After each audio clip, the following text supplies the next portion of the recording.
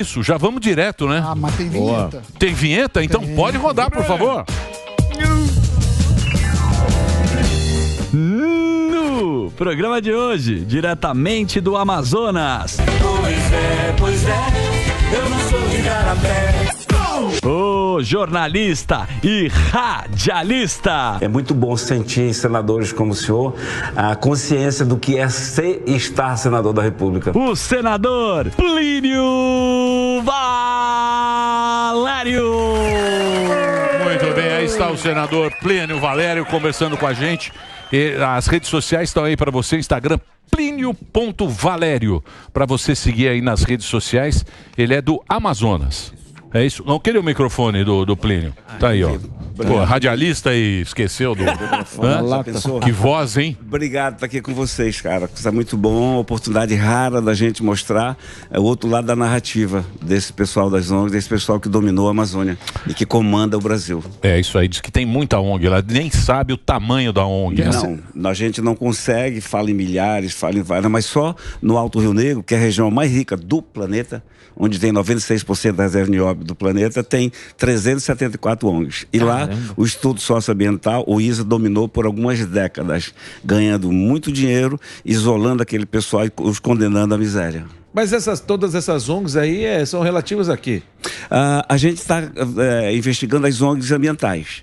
É ONG boa, a ONG que cuida de velhinho, que cuida de pessoas com câncer, não nos interessa. O que interessa é aquelas ONGs que pegam dinheiro ou do Fundo Amazônia ou dinheiro estrangeiro, não pegam conta, trabalham para os estrangeiros, ficam com 80% desse dinheiro, mas prestam mau serviço, que é isolar, criar laudos antropológicos fantasiosos e o que é pior, a indústria de transformar pardos e mestiços em indígenas. É o que eles estão fazendo. Por isso que o IBGE dobrou a população indígena do Brasil em 10 anos. Com que benefício?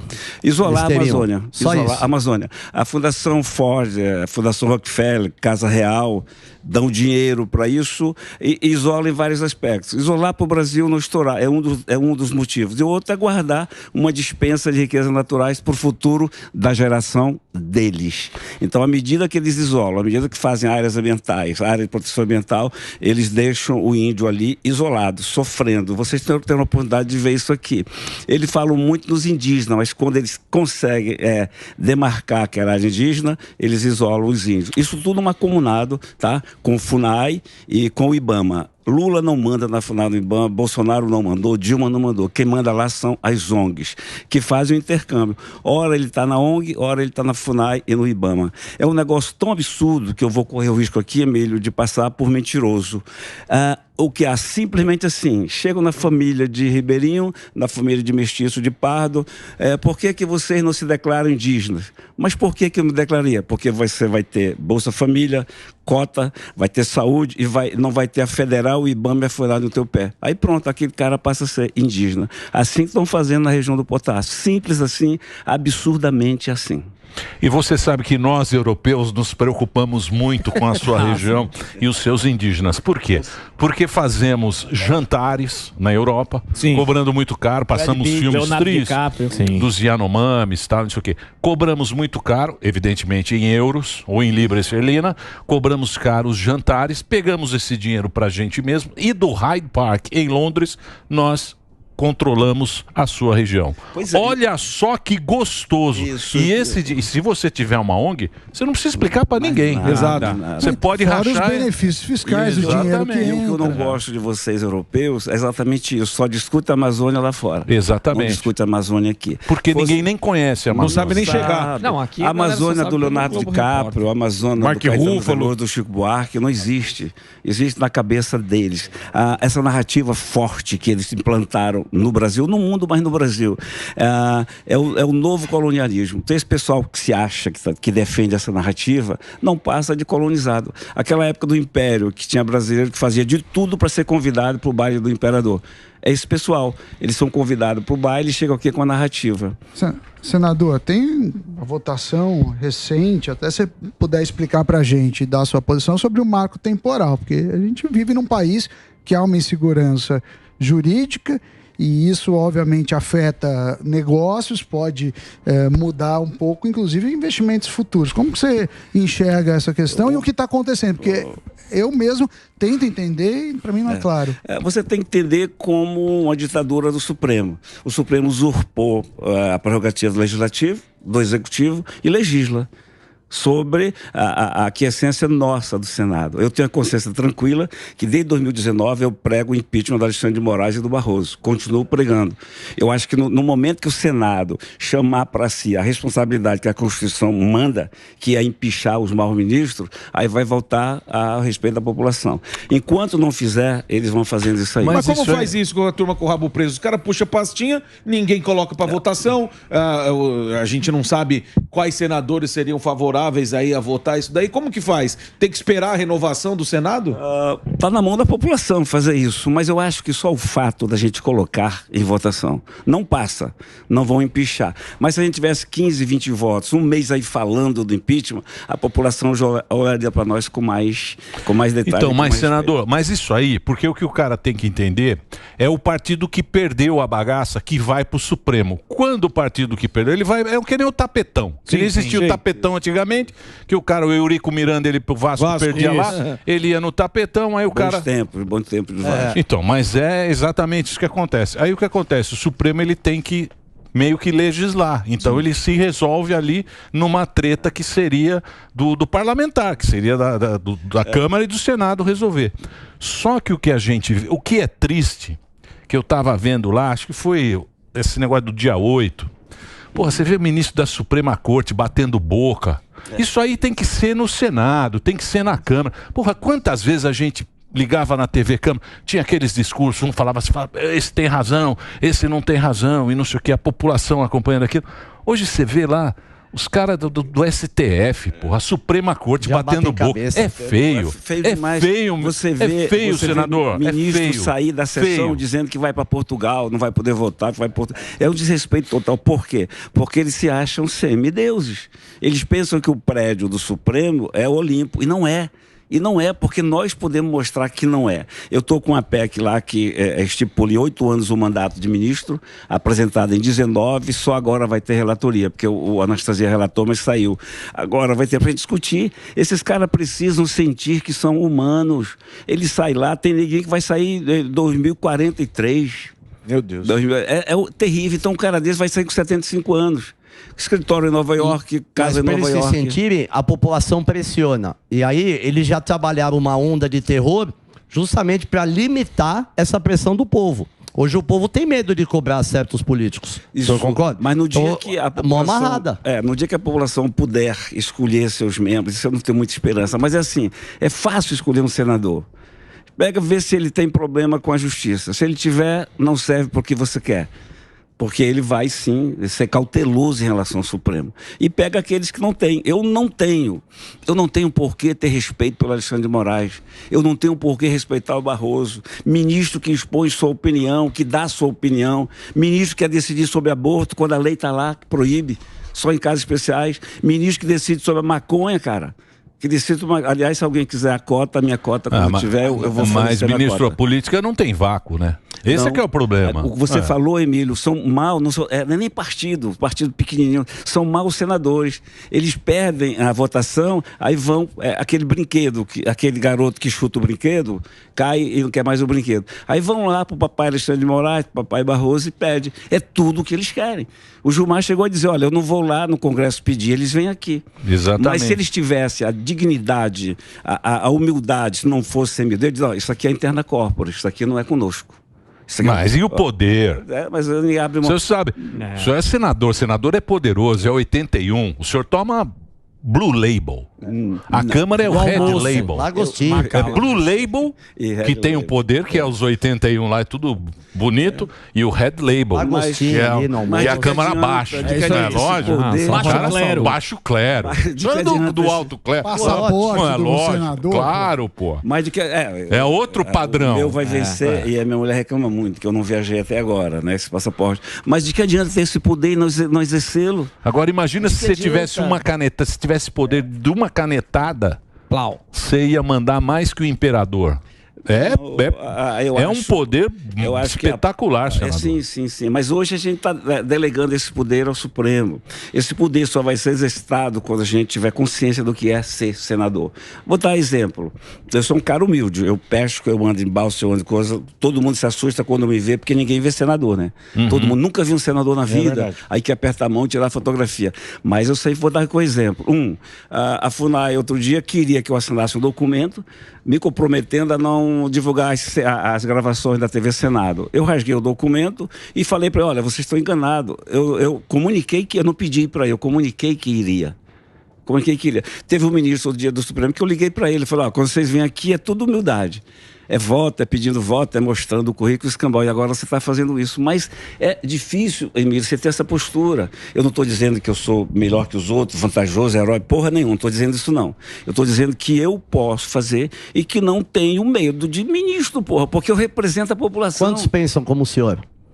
O senhor consegue? Se a gente botasse uma votação hoje, a gente teria uns 15 votos no máximo. Muito pouco, né? Mas a gente exercitaria.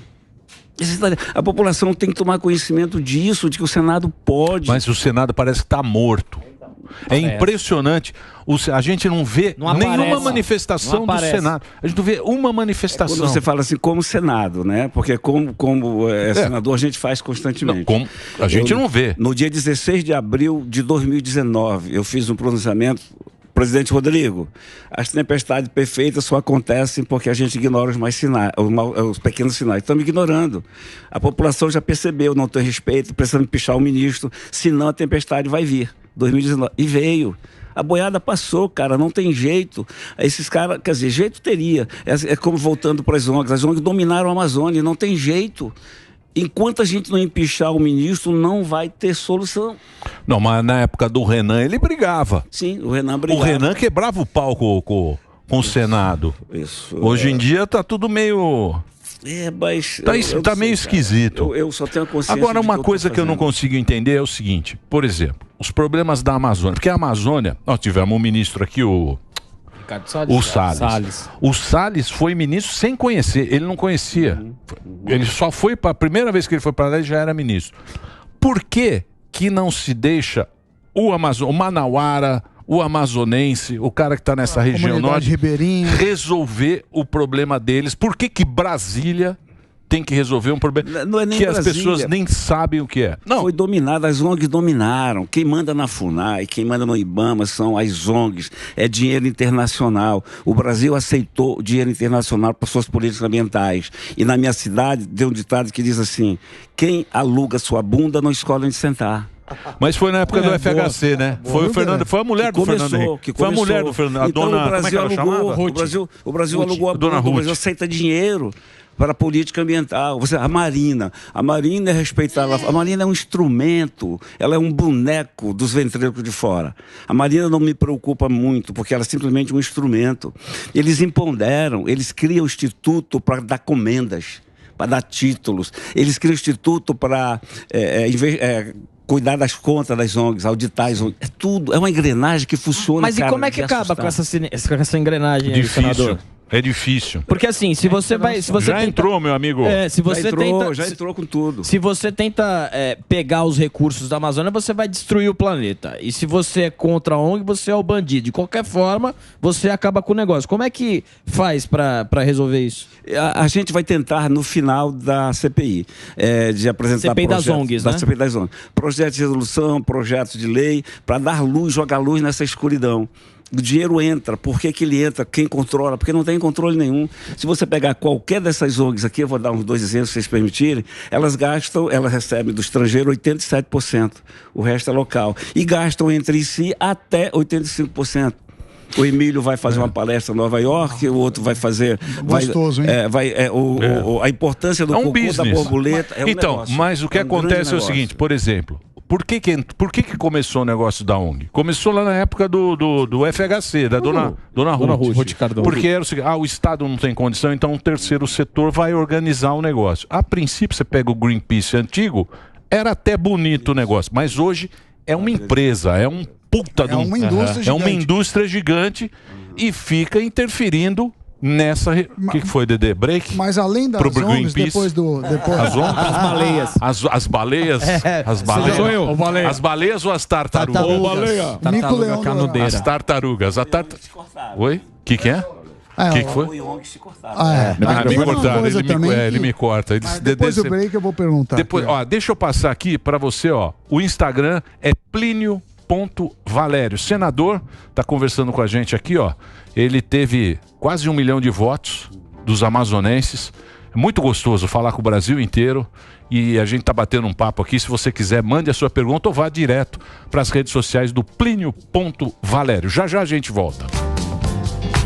Muito bem. Pois não, Eu professor. acompanho bastante, principalmente o secretário da Fazenda, o Alex Del Giglio, e tem a pauta das reformas, da reforma tributária.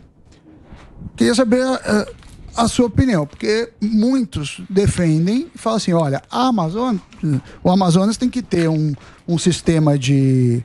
que não é mais zona franca, sei lá, polo industrial, como você quiser chamar, para atrair fábricas. E tem outros estados que falam, olha, não faz muito sentido, porque é longe de tudo, aí você tem que levar os insumos lá para o Amazonas e volta, e a gente fica com um produto caro. Então, tem a parte que defende os incentivos, falando, ó, se não tiver incentivo, vão destruir a Amazônia.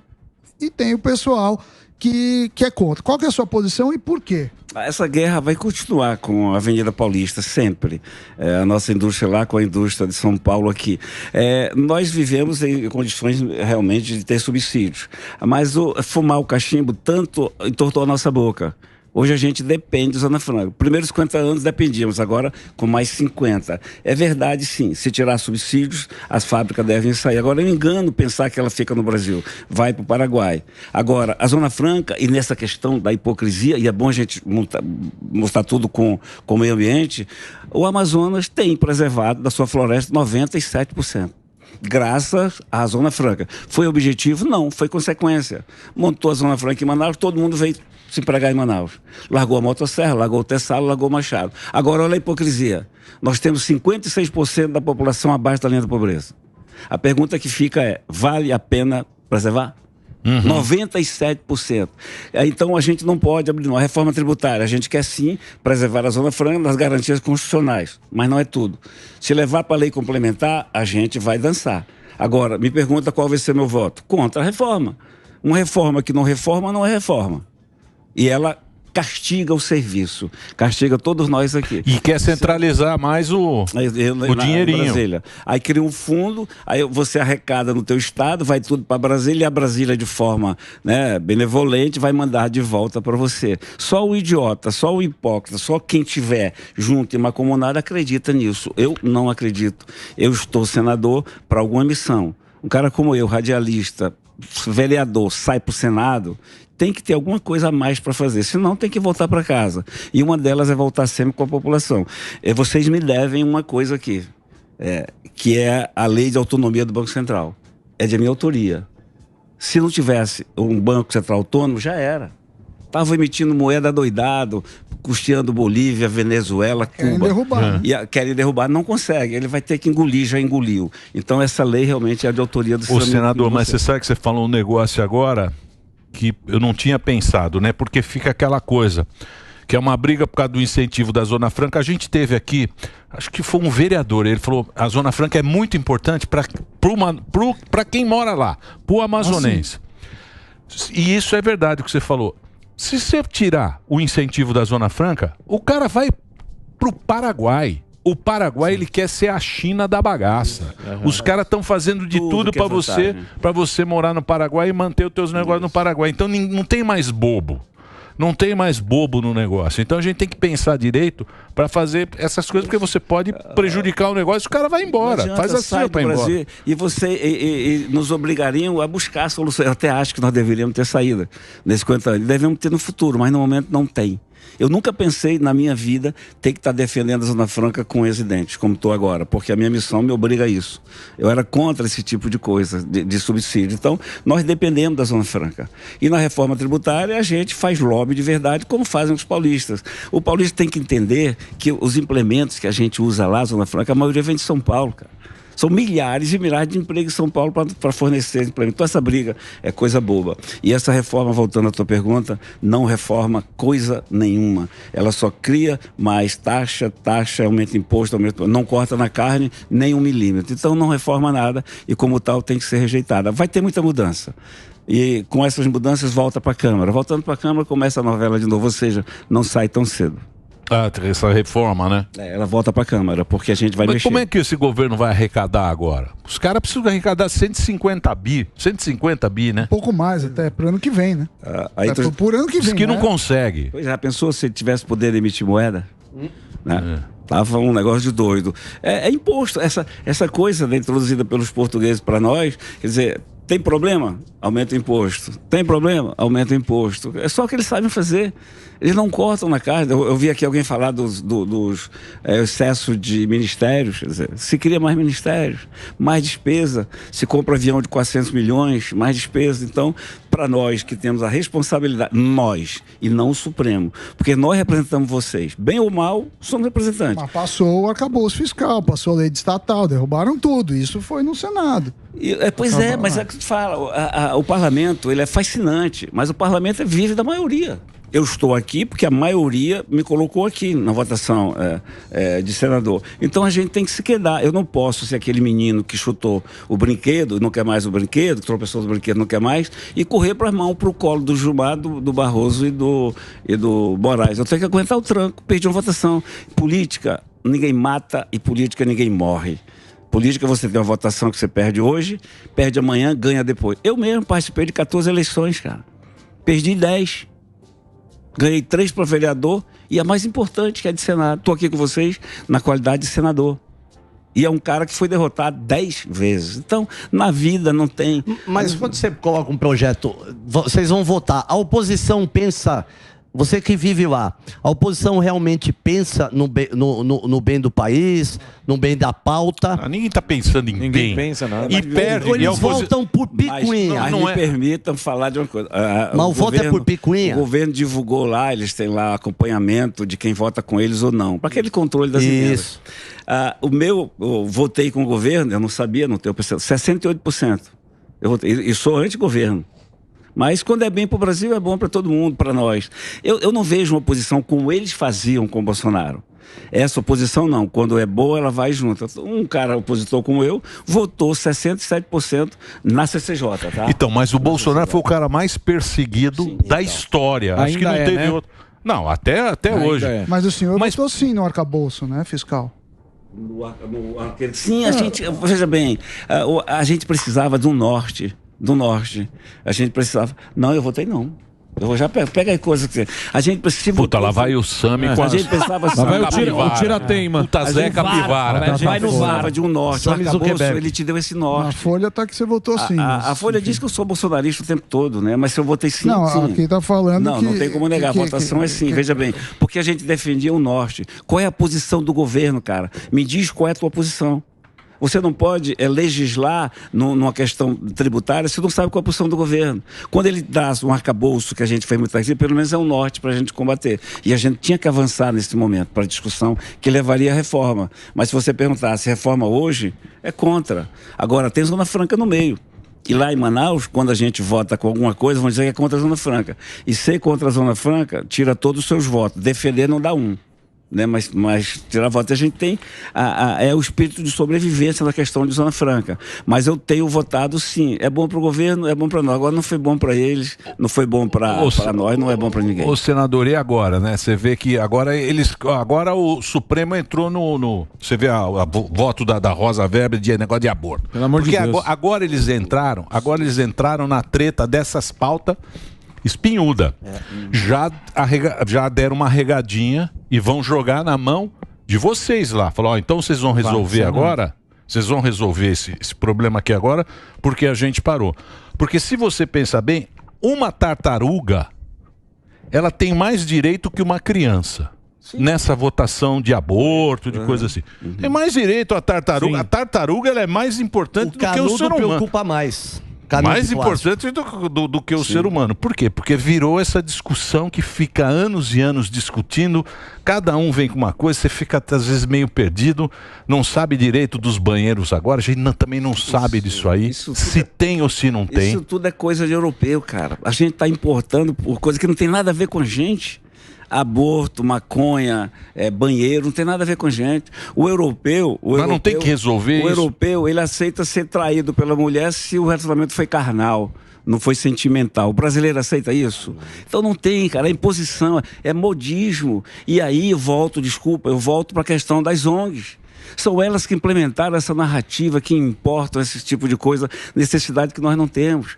E que mais querem jogar para vocês daqui, nós brasileiros, mas para a Amazônia, a responsabilidade de salvar o planeta. Então, mas beleza. Vamos lá. A gente sabe que, por exemplo, tanto na Câmara como no Senado, quando vinham essas pautas, o cara chegava lá pro presidente e falava, não pauta isso, deixa na gaveta que isso aí eu vou perder voto. Eu vou perder voto com isso. Não pauta aborto, não pauta essas coisas que eu vou perder voto na próxima. Só que agora, o que acontece? Eles jogaram... Empurraram, Eles empurraram para você. Agora ganha voto agora. Agora vai ter que resolver lá, porque agora está dividido. Agora a gente o cara tem que mostrar, assim, o deputado, o senador, tem que mostrar o porquê que ele veio. Da opinião de você. Veja bem a questão do marco temporal. É um desastre, cara. A insegurança jurídica passa a extrapolar tudo, mas nós estamos legislando. Foi aprovado na Câmara, foi aprovado na Comissão de Agricultura, está sendo discutido na CCJ, que o governo está tentando protelar, mas a gente conseguiu trazer para quarta-feira. Vamos aprovar o marco temporal. Eu quero ver se o Supremo derruba de novo. Eu quero ver se eles esticam a corda. Aí vai ser 88, o que vale é a Constituição de 88. Sim, claro, tem que ser isso, porque não pode ir além, só agora. Senão a gente vai passar de 14% para 25%. Os Estados Unidos, que serve de exemplo para o Brasil, né, essa hipocrisia toda. Os Estados Unidos tem 3,5 milhões de indígenas, né, e tem 3% a 4% do seu território nacional para indígena. Nós tínhamos, até essa indústria funcionar, 900 mil indígenas com 14% do território nacional. Agora, com o marco, vai subir para 25%.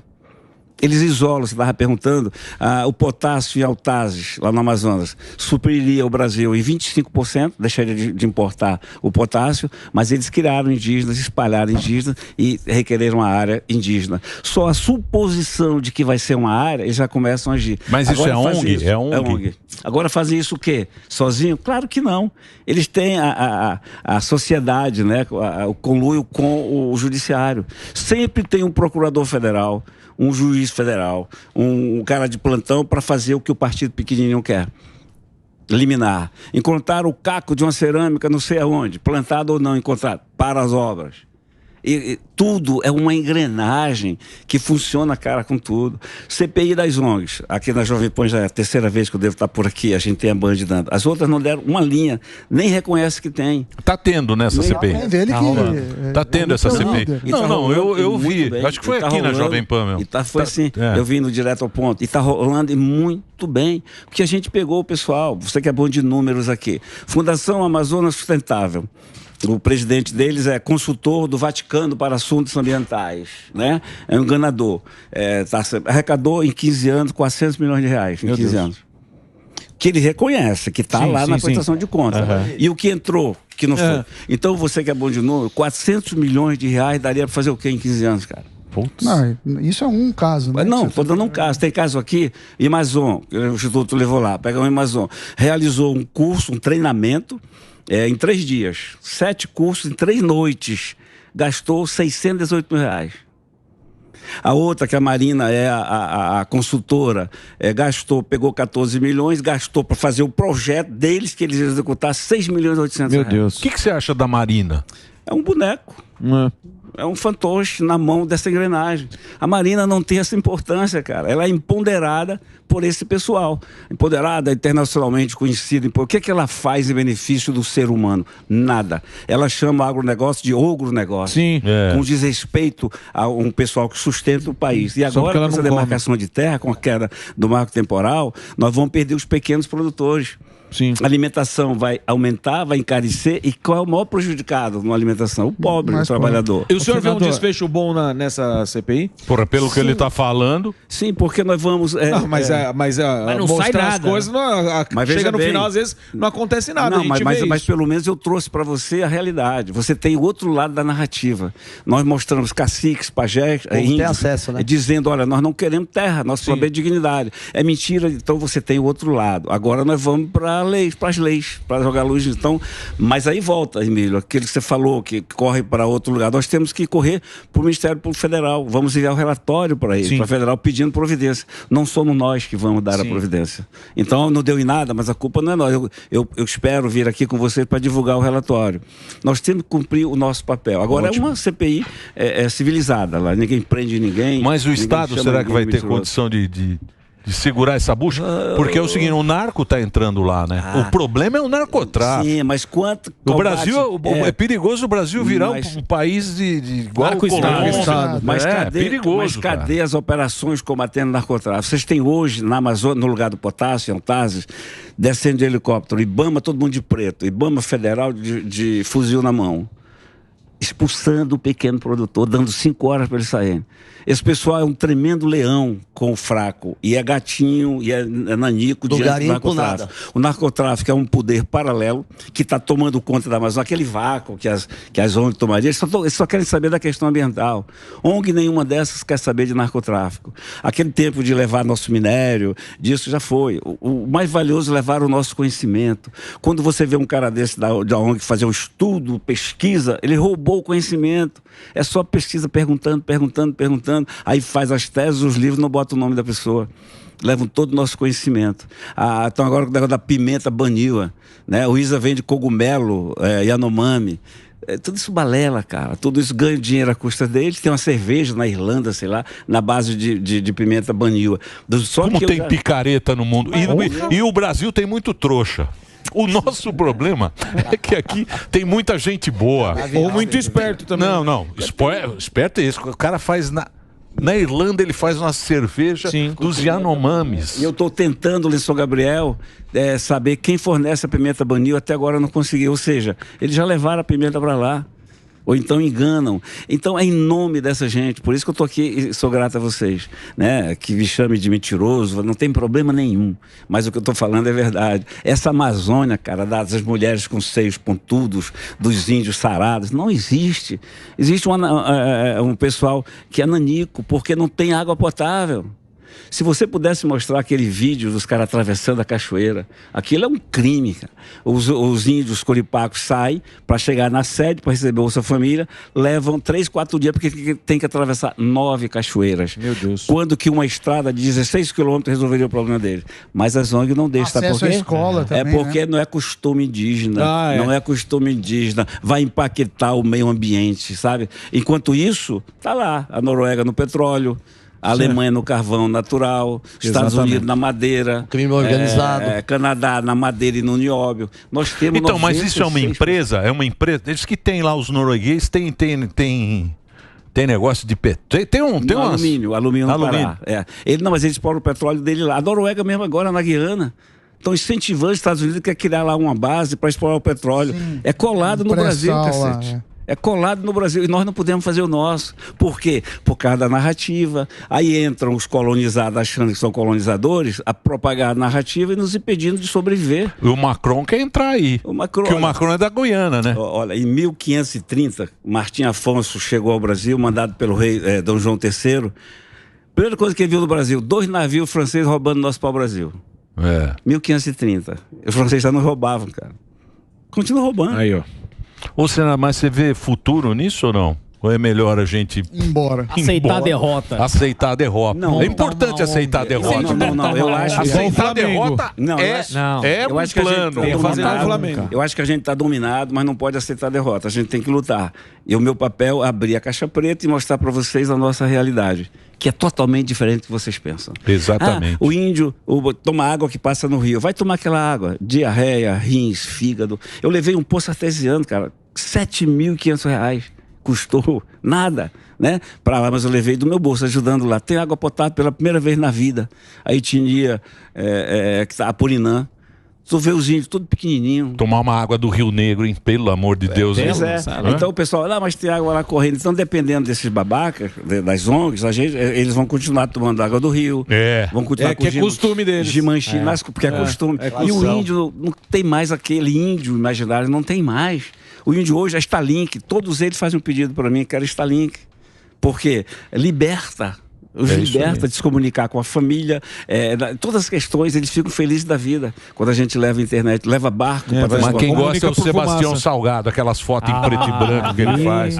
Aquilo lá, nós europeus ganhamos muito dinheiro, ganhamos prêmio e muitos euros a gente ganha em cima. Cara, agora, senador, muito legal você ter vindo, eu acho muito legal a gente trazer o Brasil inteiro aqui no Pânico, a gente conhece as realidades, é muito importante, que a gente está falando em rede nacional, tem rádio pra caramba, tem todas as plataformas, é muito bacana saber que o Brasil tem muito problema, mas tem muita riqueza e tem muita gente boa no país. Obrigado, viu, senador? A Amazônia é solução para o país, a Amazônia não é problema, a gente só não pode aceitar essa terceirização do remorso que o europeu tem. Ele tem remorso porque ele destruiu lá e quer terceirizar a culpa para nós com dinheiro. Aí volta para aquela história de que aluga sua bunda na escola de sentar. Boa. Obrigado pela participação. Eu vou passar aqui as redes lá, e tá tendo a CPI, tá tendo essa CPI aí, o Plínio.Valério, entra lá nas redes sociais do nosso senador aqui pelo Amazonas, @Plínio Valério no Instagram. E o Twitter é Plínio Valério 45.